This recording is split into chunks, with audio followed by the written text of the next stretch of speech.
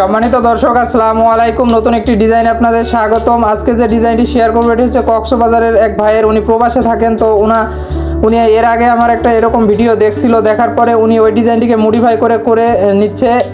এই ডিজাইনটি কত স্কোয়ারের মধ্যে করা হয়েছে এবং কেমন টাকা খরচ হলো এবং ফ্লোর প্ল্যানে কী কী থাকছে সম্পূর্ণ আজকে আলোচনা করব। প্রথমে আমরা অ্যানিমেশন ভিডিও হালকা কিছু দেখলাম, এখন আমরা ফ্লোর প্ল্যানটা দেখিয়ে দেবো এবং তারপরে আমরা অ্যানিমেশনটা দেখব।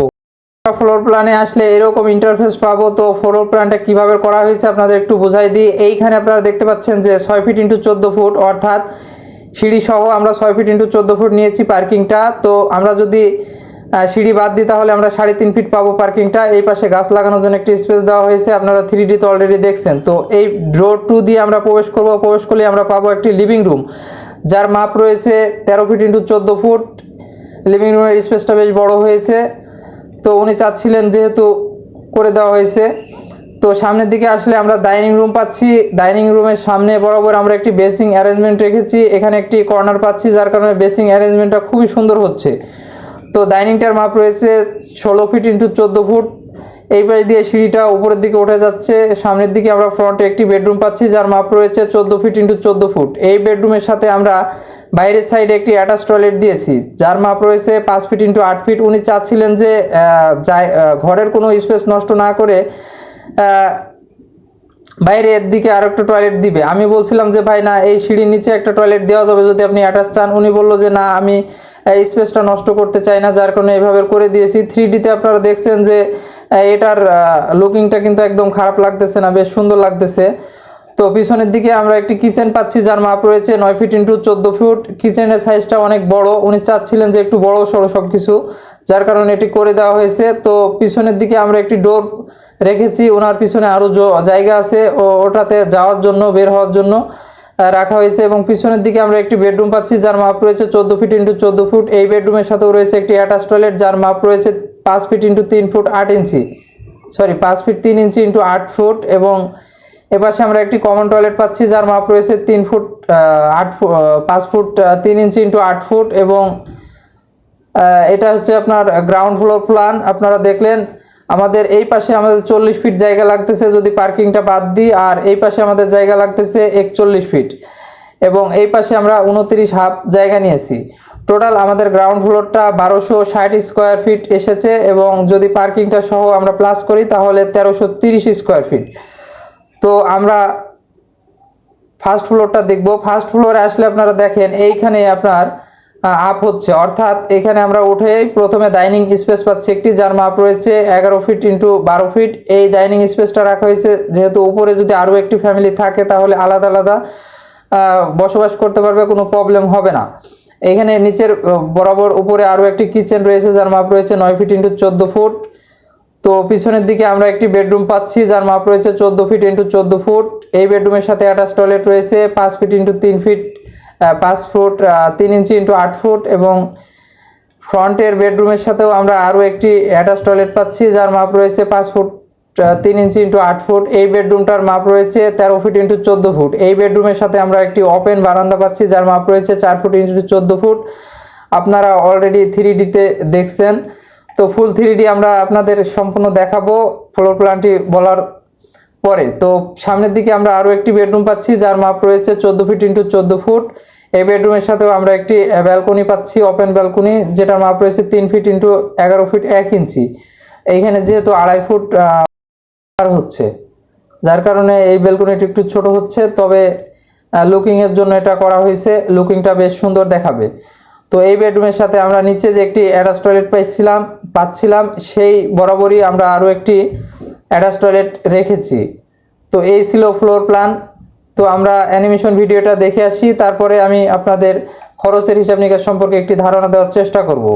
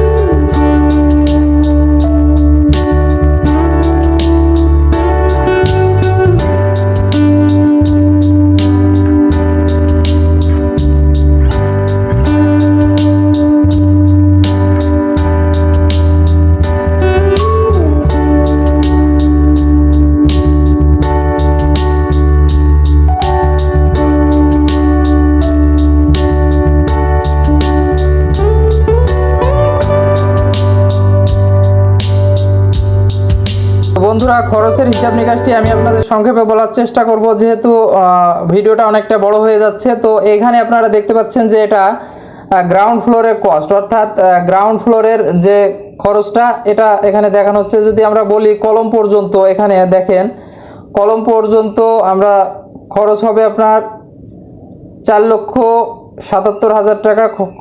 কলম পর্যন্ত 77,712 টাকা কলম পর্যন্ত খরচ হবে। এবং যদি আমরা ছাদ পর্যন্ত দেখাই আপনাদের, তাহলে এই বিল্ডিংটা খরচ হবে আরও 4,14,520 টাকা। যদি আমরা ফ্লোর ঢালাই, গাঁথনি এবং প্লাস্টার সহ ধরি, তাহলে এই বিল্ডিংটার খরচ হবে আরও 3,27,743 টাকা। তো এইখানে আমরা টোটাল একটি ম্যাটেরিয়াল সামারি করছি। টোটাল খরচটা এসেছে গ্রাউন্ড ফ্লোরের 12,80,075 টাকা। অর্থাৎ আপনার গ্রাউন্ড ফ্লোরের জন্য যে মালামাল খরচ সেটা হচ্ছে 12,80,000 টাকা। যদি আমরা এই বিল্ডিংটা উপরের দিকে অর্থাৎ ফার্স্ট ফ্লোর দেখায়, খরচটা ফার্স্ট ফ্লোরে আপনারা জানেন যে খরচটা অনেকটাই কমে যায়।